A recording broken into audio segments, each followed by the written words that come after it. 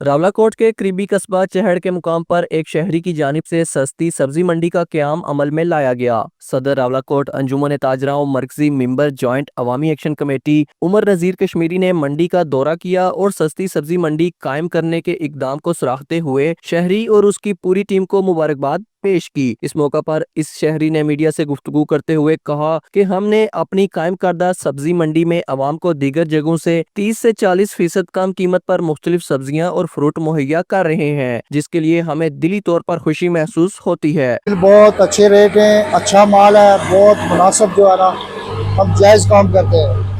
ہمارا یہ خواہش ہے 5-10 روپے ہم کو کلو میں مل جائے تو شکر الحمدللہ، ہمارا سسٹم بہت اچھا چلا ہے۔ تو آپ عوام الناس کے لیے کیا پیغام دیں گے؟ لوگوں کے لیے کیا پیغام ہے آپ کا؟ پیغام ہے لوگوں کے لیے یہ جی کہ کاشف تھے سبزی منڈی چہڑ چودھری ظفر، بات یہ ہے کہ مال بہت اچھا، بہت مناسب ریٹ پر دستیاب ہے یہاں۔ Muhammad Khurshid Baig, JK news, Rawalakot.